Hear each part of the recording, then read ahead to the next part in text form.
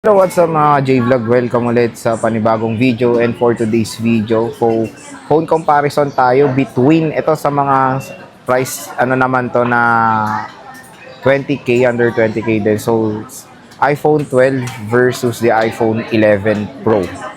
Ano kaya ang magandang purchase dito sa GH? So tara mga J-Vlog, check natin.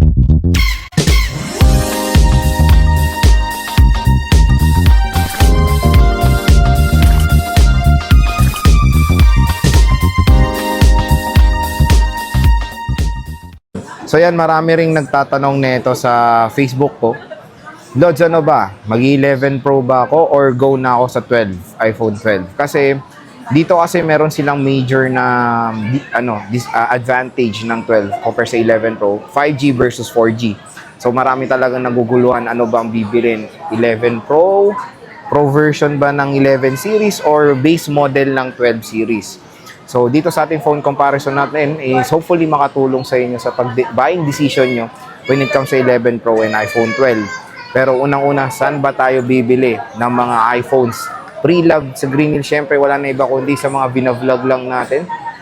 Ate Mayet sa CMB Gadget Stall XA7.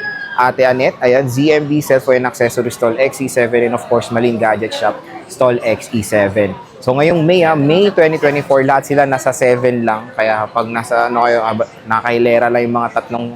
And of course dito sa video, papakita ko yung mga logos nila. I-PM nyo na lang kung ano mga preferred yung shop. And of course, pag sinabi nyo napanood nyo sa vlog ay automatic, meron kayong cashback mula sa mga shop na yan. So yun, let's proceed sa mga presyo netong mga 11 Pro and iPhone 12. First, start tayo sa iPhone 11 Pro. iPhone 11 Pro, makakuha na kayo nito sa GH ng range ng 18 to 21,000 pesos.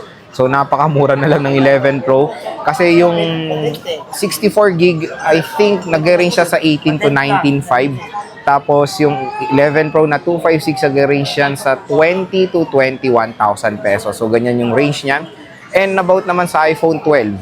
iPhone 12 ay nag-range to sa yung 64 niya kasi bihira na lang tayo makakita sa GH, pero pinakasagad ng 64 ata nasa 15 to 16. Tapos 128 is 17 to 8, 17 to 19. Tapos 256 usually nasa 20 to 21,000. Depende po yan sa mga offers and of course sa freebies and kung ano ba yung makukuha nyong cashback sa mga shops na yan. Estimation ang mga price natin binibigay para meron kayong idea kung ano bang i-purchase nyo. So napakalapit lang ng mga presyo nitong 11 Pro and iPhone 12 dito sa GH. Kaya marami talagang naguguluhan. 4G na Pro version or base model na 5G na 12 series. So dito sa ating video ay tutulungan natin ang ating mga viewers mag-decide kung ano ba ang pwede nilang mabili or magandang bilhin dito sa Green Hills ngayon 2024. So yon. First, pakita muna natin ang itsura ng 11 Pro. Ayan, ng iPhone 11 Pro. Quick specifications ng iPhone 11 Pro.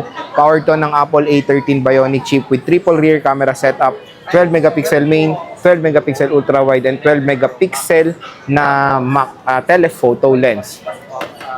XDR OLED display, Super Retina XDR OLED display. When it comes sa display, meron siyang 5.8 inches Super Retina XDR OLED display. So napakaliit ng display nito compare sa iPhone 12 na merong 6.1 inches.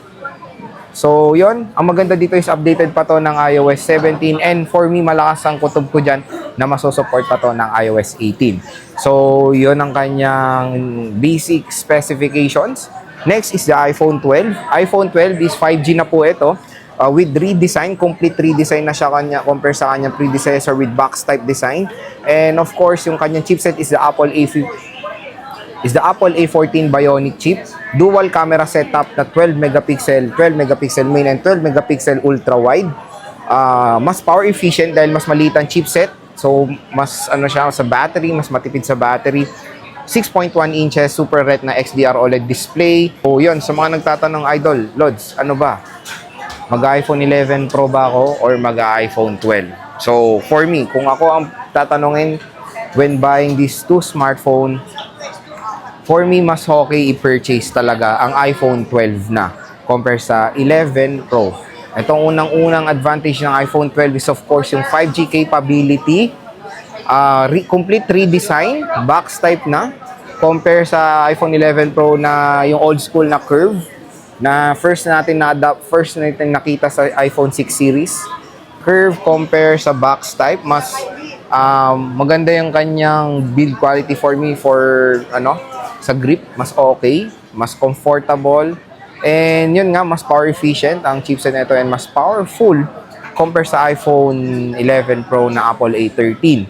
So yun, Matic, when it comes sa software update, mas matagal ang lifespan ng 12 compare sa iPhone 11 Pro. Kasi syempre, mas advanced ang chipset nito. Yun din nga ang main selling point nito is 5G na.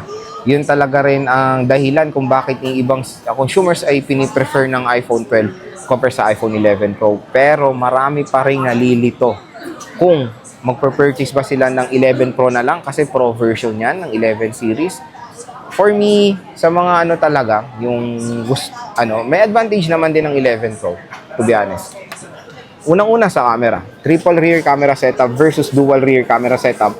Ang hindi natin makikita ang camera sa 12 is the telephoto lens. Sa mga hindi nakakalaman, telephoto lens is pwede natin magamit for zooming. So meron tong 2x optical zoom na pag nag-zoom kayo is yung mismong lente ang gagamitin nyo, hindi siya yung nagdi-digital. Mas okay kasi yung main lens ang ginagamit for zoom compare sa digital zoom mismo. Mas detailed pag nag-zoom kayo using main lens compare sa software ang ginagamit. Pangalawa is yung battery. When it comes sa specs, mas mataas ang battery ng 11 Pro compare sa 12 kasi yung 12 is 28 plus milliampere, ito is 3,000 plus milliampere. Hindi naman plus, below 3,1, basta 3,050 or 3,046 milliampere. Battery capacity, mas malaki ang 11 Pro. Pero yun nga, dahil maliit ang battery nito, sinasabi nga ni Apple na mas power efficient, mas maliit ang chipset, meaning mas power efficient, mas matipid sa battery ang iPhone 12 compare sa iPhone 11 Pro. So, ang advantage din, of course, ng iPhone 12 is bigger display. Pero yung iba kasing users ay mas prefer yung small display or yung small form factor for more better one-handed operation, kumbaga. And ano pa ba advantage ng 11 Pro? Yun nga, when it comes sa camera talaga, yun yung pinaka-main na selling point ng 11 Pro versus iPhone 12. Kaya kung tatanungin mga ka-J-Vlog sa dalawang smartphones na to, kung sa pagtagal naman ng gamit ang gagawin nyo, syempre go for the iPhone 12. Pero hindi sila talaga nagkakalayo ng presyo. Minsan mas mahal pa nga tong 11 Pro compare sa iPhone 12. Syempre ito kasi yung Pro version ng 11 series kaya mas talaga siya, mas kumbaga mas expensive pa rin siya, to be honest, kahit na mas advanced pa rin itong 12 kasi kung ko-compare nyo kasi, ang pinaka-main na kabatch nito or successor nito is sa iPhone 12 Pro.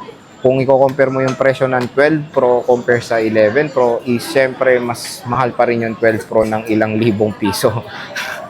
So, 23 to 24 yung 12 Pro, tas ito is, yun nga, na 128, tas ito is nasa 19. Malayo talaga yung difference sila. Kaya iba, nagde-decide na lang kung mag-iPhone 12 or iPhone 11 Pro.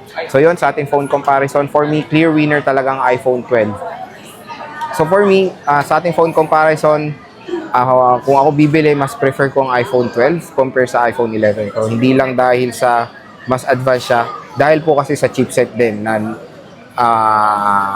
kasama dito sa iPhone na to. So, tingnan natin ang malapitan yung iPhone 12 din. Ayan siya. So, marami na mga available colors. Of course, dito sa ZMB Cellphone and Accessories kay Ate Anit or Ivana. Sabihin nyo lang mukha siyang puwet, ay bibigyan kayo ng discount. So, ayan siya. Mas okay din sa akin yung design ng 12 compare sa 11 Pro. So, tingnan natin yung display. 6.1 versus 5.8. Ayan. Diba? Same lang naman na na to, OLED. Kasi yung base model ng 11 is liquid retina IPS. Tapos sa iPhone 12, nag-transition na sila sa XDR, Super Retina XDR OLED display. So, ayan. When it comes sa resolution, display quality, same screen size lang sila nagkakaiba. Camera-wise, tingnan natin. Bigay tayo ng photo sample ng camera. Tingnan natin yung photo samples. Ayan. Meron tayong The Who. Tingnan nyo, napakaganda pag nakatalikod. Diba? Ay, nakatagilid. So, yan yung camera ng iPhone 12 and iPhone 11 Pro. So, yun mga J-Vlog sa ating phone comparison. Ayan. So, yun, hopefully nakatulong tong phone comparison na to sa pagbili nyo dito sa Green News. At yun nga, sinabi ko sa inyo yung mga preferred shop natin. ZMB Cellphone Accessories, ZMB Gadgets, and Ate Malin or Malin Gadget Shop. So, yun, hintayin nila kayo dyan and automatic meron kayong cashback. So, yun ating phone comparison sa iPhone 11 Pro versus sa iPhone 12.